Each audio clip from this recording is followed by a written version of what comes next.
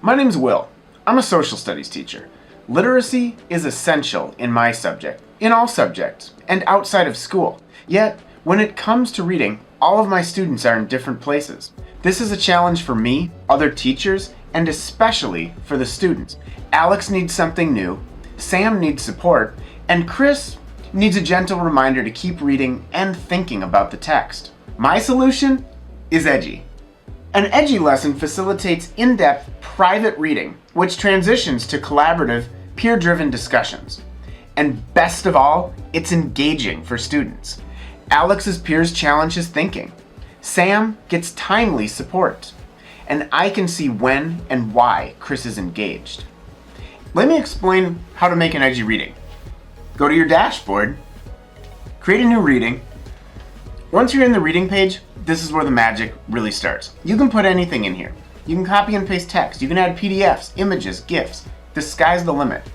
Once you have exactly what you want, share the reading with your students. They'll log in with a simple code. And as the students come in, you can sit back or walk around and watch the ideas fly. Let's take a look at a reading. Go into your reading, and if it doesn't already display the join code, it's very easy to share. Simply go up into the upper right-hand corner, and if you want, you can actually click on that little key and it'll expand the code to make it much bigger. This is perfect for projecting up onto a whiteboard or a smartboard so that your students can see it. When you're ready to start reading with your class, go ahead and click close, and now the reading is back on the screen. Over on the left side of your screen, you're going to see some tools. We're going to go through these tools and how you can use them for yourself and for your students. Starting at the top, where it says students, this is a comment counter.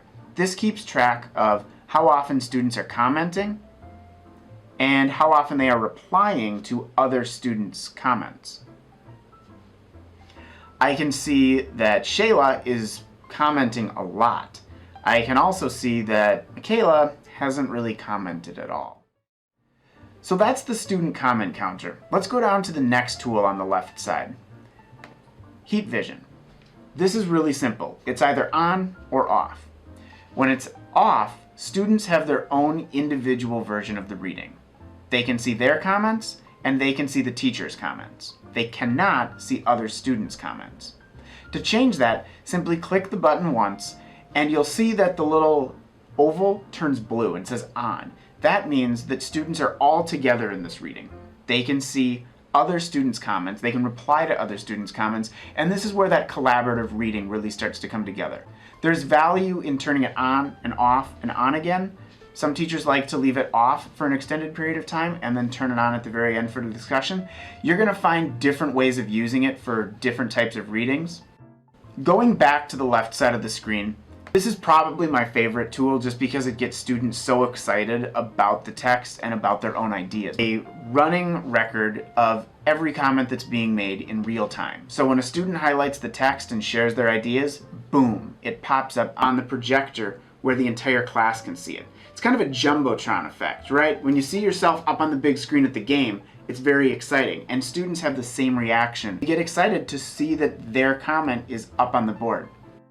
I'm going to move on to the last tool on the left-hand side of the screen. This is the questions. If you put questions into your text, you're going to want to use this to just keep track of who is answering and what they're saying. So I have 3 questions in this text, and I can see that 5 students have answered the first one, and 3 students have answered the second one. Because this second question was at the end of my reading, I assume that anyone who's answered it has read the entire text and they're thinking that they're done for now. So I probably want to check in with Ginger and Tommy. Thank you for watching this video and see you on the Discover feed.